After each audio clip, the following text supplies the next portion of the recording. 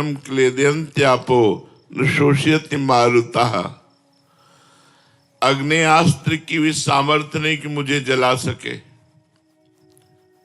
वायुआस्त्र, वरुणास्त्र, इनकी ताकत नहीं कि वो हमें छू सके। नैनम छिन्दन्ति शस्त्राणि, और नैनम दहति पावका, आग की भी ताकत नहीं कि मुझे जला सके, पानी की ताकत नहीं कि मुझे डुबो सके, वायु की ताकत नहीं कि मुझे सुखा सके। ऐसा तो मेरा स्वरूप है। और ऐसे स्वरूप वाले मैं इस शरीर में फंसकर इस दुर्दशा में फंस गए कि छोटी छोटी बातों में भय, चिंता, शोक, मृत्यु, नाना प्रकार से।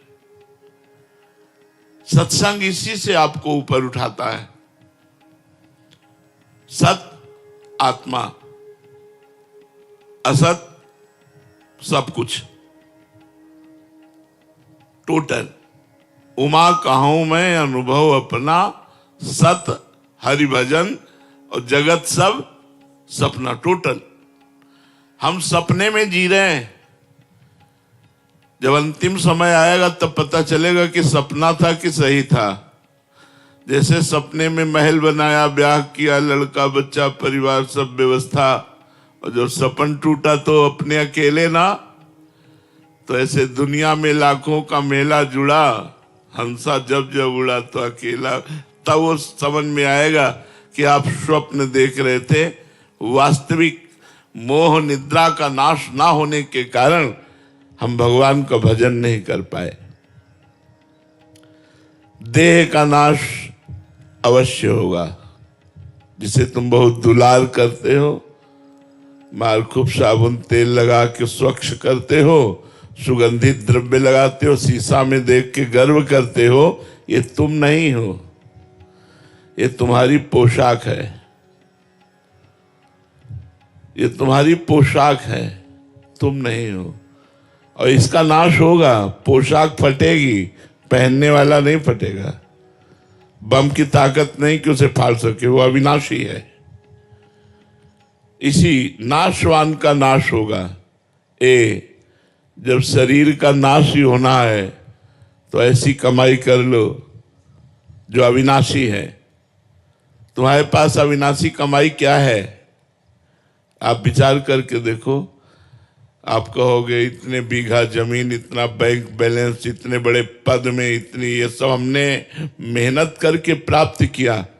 स्वप्न में जब आखिरी समय होगा, जगोगे तो न पद जाएगा, न बैंक बैलेंस जाएगा, न जमीन जाएगी, न परिवार जाएगा। जाएगा नाम, भगवान का नाम। इसीलिए कबीरा सब जग निर्धना, सब जग निर्धना, धनवंता नहीं कोई। धनवंता सोई जानिए, जाके राम नाम धन। आप सबसे प्रार्थना है, नाम जप कीजिए। जितना नाम जप करोगे उतना ही आपके पापों का नाश होगा। पापों का नाश होने से दुख का नाश होता है, चिंता का नाश होता है, शोक का नाश होता है, और भगवान प्रिय लगने लगते हैं। सबसे बड़ी बात होती है भगवान प्रिय लगने। जिससे भगवान प्रिय लगने लगे, बस यहीं से जीवन का वो सुख प्राप्त होगा जो हम जन्म जन्म से भटकते हुए अभी तक नहीं प्राप्त कर पाए। अति आनंद, महामोद, महाप्रेम, ये भगवान से प्राप्त होता है। हम लोग हर समय चिंतन करते हैं, बस उसे संभालना है। चिंतन संसार, शरीर, भोगों का, रुपया पैसे का, शत्रु का, मित्र का, पत्नी पुत्र परिवार का, ये सब होता है। इसी को ठीक करना है और कुछ ठीक नहीं करना। जैसे का तैसा ही रहना है।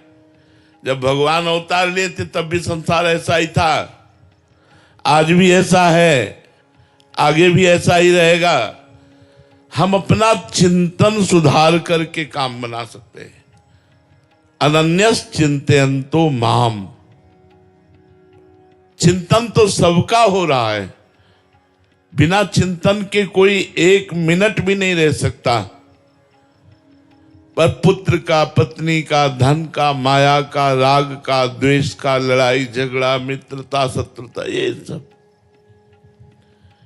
ये माया का जो शत्रु, मित्र, राग, द्वेष, विनाश, जन्म, अच्छा बुरा, ये पहले भी बना था, अब भी बना है, आगे भी बना रहेगा। आप अपना मिटा सकते हो, आप अपना कल्याण कर सकते हो, तो आप संसार की चिंता न करके श्री जी की चिंता करें, श्री जी का चिंतन करें। राधा राधा सब काम करते जाएं। किसी भी कार्य के लिए ये नहीं कि ये छोड़ो तब भजन करो, भजन करते हुए कार्य करो। सच्चा जो कार्य है वो भजन करते हुए, भजन में बड़ी सामर्थ्य है। भक्तमाल जी में एक चरित्र आता है कुबा जी का।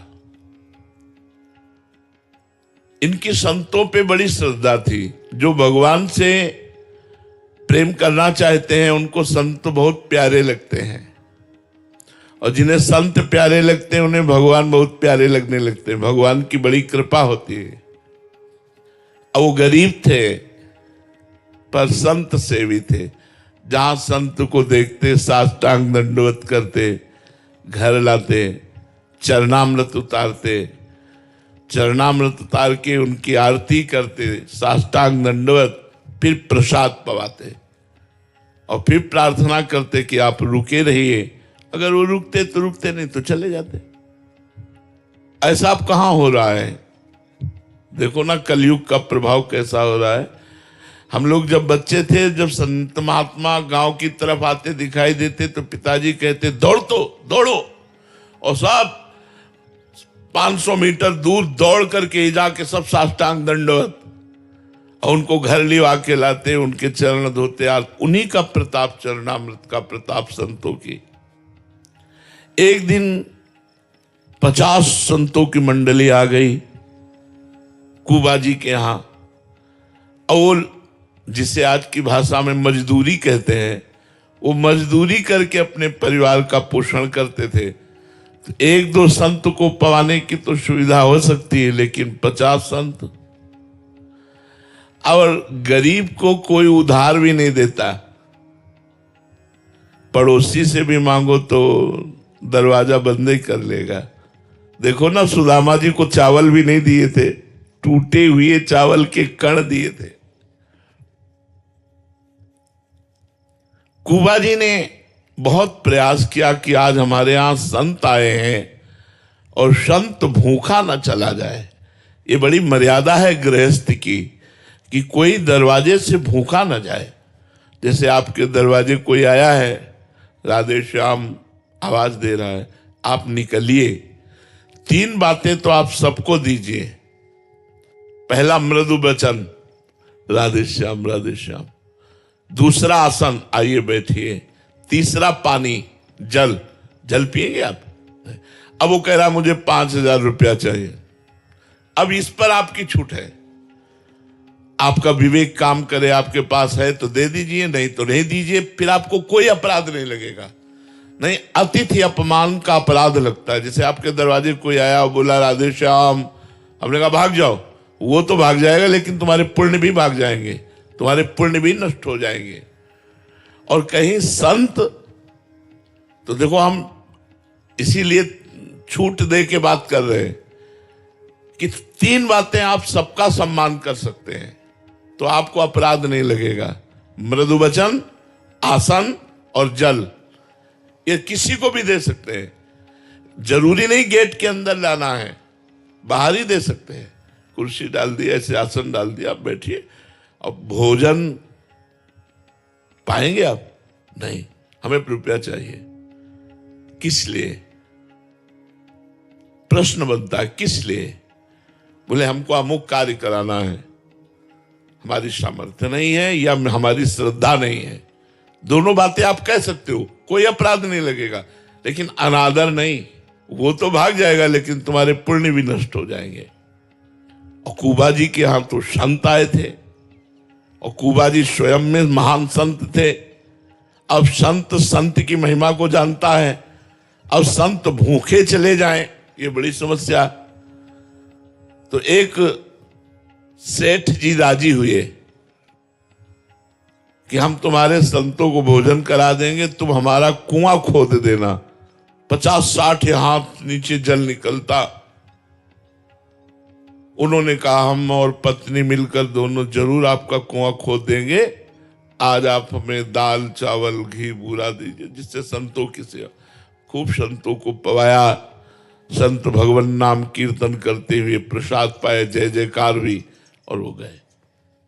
कुबा जी 1 मिनट भी नाम नहीं छोड़ते थे, ये खास बात थी उनकी। सेठ के कथनानुसार कुआं शुरू किया खोदना। राम जी के भक्त थे तो एक फावड़ा मारते राम, उठा करके तसले पे देते, वो उनकी पत्नी कहती राम, और वैसे हर फावड़े पे नाम, हर तसले पे नाम। अब 20-30 हाथ कुआं खुद गया। अब नीचे बालू वाली मिट्टी थी, उसके लिए सपोर्ट चाहिए, लकड़ी आदि का सपोर्ट करके फिर खोदा जाता है। अब वो गरीब आदमी जो ही नीचे खोदे से ऊपर की मिट्टी, पत्नी ऊपर थी जो तसले से बाल्टियों से मिट्टी खींचती थी, और कुबा जी नीचे से कुंतलों टनों मिट्टी ऊपर उनके आ गई। अब वो चिल्लाई, गांव के लोग आए, जेसीबी तो थी नहीं पुराने जमाने में। अब वो बोले यार हटाते हटाते तो मर ही जाएंगे, तो हटाने का श्रम क्यों करे, और उसको पूर दिया गया। और सेठ ने कुछ ले देकर उनकी पत्नी को राजी कर दिया। और बात, एक भक्त संत के उदर के पोषण के लिए किसी से इतना बड़ा वादा, तो देखो भगवान कितने रक्षक हैं। 1 महीना हो गया, भगवान के बातों को आप लोग आश्चर्य में मानकर, या ऐसा कि कोई कथा है, आश्चर्य मत मानो। यदि भगवान का भक्त है तो कुछ भी हो सकता है। एक राजा की सवारी वहां से निकली तो उनको सुनाई दिया राम राम राम। तो राजा ने कहा ये आवाज इतनी मधुर और प्रेम भरी है, ये किस संत की आ रही। आसपास कोई आवाज का लक्ष्य करके गए तो जहां कुआं था वहां से आवाज आ रही थी राम राम राम। बोले महाराज यहां से आ रही। लोगों से पूछा, लोगों ने बताया 1 महीना पहले कुबा जी इसमें दफन हो गए, वो खोदते हुए। तो ऐसा उन्होंने कहा खोदो। अब वो राज सैनिक लगे, कुआं खोदा। जहां कुबा जी बैठे थे वहां एक गुफा बन गई थी। कुबा जी को बिल्कुल कोई चोट नहीं, कोई परेशानी नहीं, श्वास लेने में कोई परेशानी नहीं, करतुम अकर्तुम अन्यथा कर, जो गर्भ में हमको हमारी रक्षा की, वो रक्षा करने वाले भगवान। एक शीतल झारी जल की रखी थी और सुंदर भोजन रखा था, और वो चिदानंद भोजन जिससे मलमूत्र न बने। कुबा जी को निकाला गया, कहा गया कि 1 महीना आप नीचे रहे, आपको कोई कष्ट? बोले बिल्कुल कष्ट नहीं, सीताराम जी साथ थे। केवल 1 महीना ऐसे बैठे रहने से उनके थोड़ा, तो इसीलिए केवल राम जी नाम उनका था, तो कुबा केवल राम जी नाम उनका रख दिया गया। भगवान के नाम में इतने सामर्थ्य। प्रहलाद जी को कितना कष्ट दिया गया, कोई कष्ट प्रहलाद जी को नहीं व्याप्त हुआ। इसलिए चिंता मत करो। अनन्यस चिंतयन्तो माम ये जनाः परिपासते तेषां नित्याभियुक्तानां योगक्षेमं वहाम्यहम्। भगवान कह रहे हैं योग और क्षेम का वाहन मैं करूंगा, तुम केवल मेरा अनन्य चिंतन करो। ये 3 बातें भक्त के हृदय में अवश्य आ जानी चाहिए। एक तो नाम जप करते हुए भगवान की कृपा पर विश्वास। नाम जप चलना पहला कर्तव्य है, और साथ में विश्वास की भगवान की हम पर विशेष कृपा है। नाम जप करते हुए भगवान की कृपा पर विश्वास, और दूसरा शरीर मरेगा मैं नहीं, पर शरीर तो मरेगा, अर्थात मृत्यु का चिंतन। मरना है यार। आप सोचेंगे कि मरना सोचना कितना कष्टप्रद है। भजन बढ़ता है कि कहीं आपका विस्मरण होकर शरीर न छूटे, आपके स्मरण में छूटे।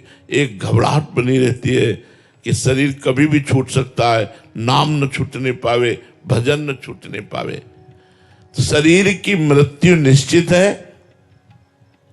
इसलिए भगवान का निरंतर नाम जप करते हुए भगवान की कृपा पर विश्वास।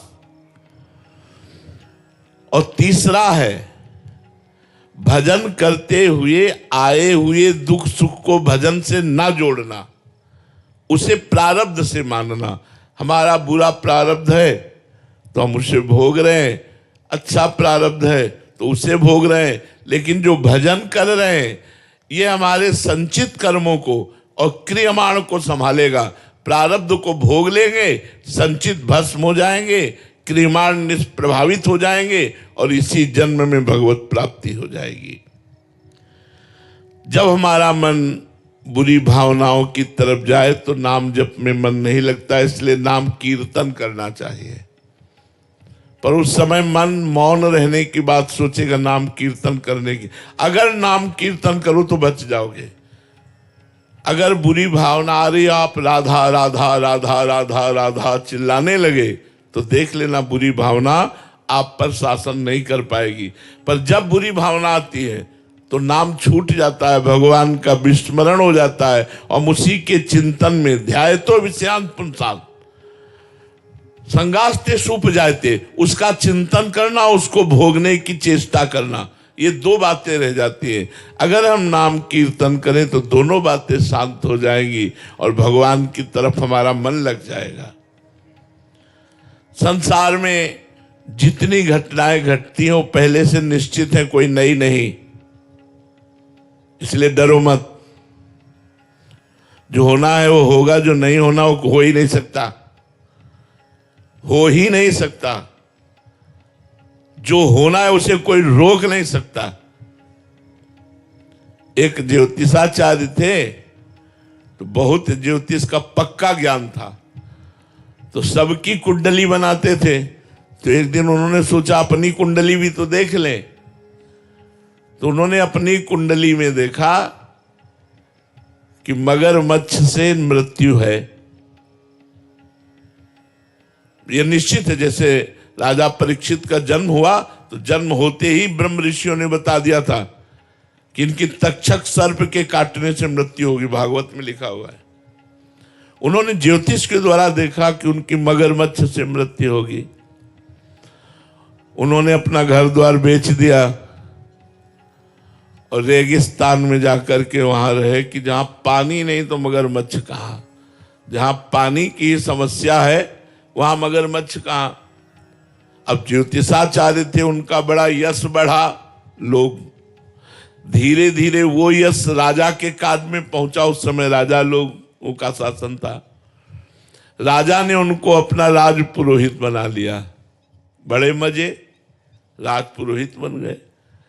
जिस वर्ष राज पुरोहित बने उसी वर्ष लड़का हुआ। अब तो राज पुरोहित का और सम्मान कि पंडित जी के आगमन से ही शुभ काम, सबसे बढ़िया काम, पुत्र हुआ, राजकुमार हुआ। कई वर्षों बाद कुंभ पड़ता है।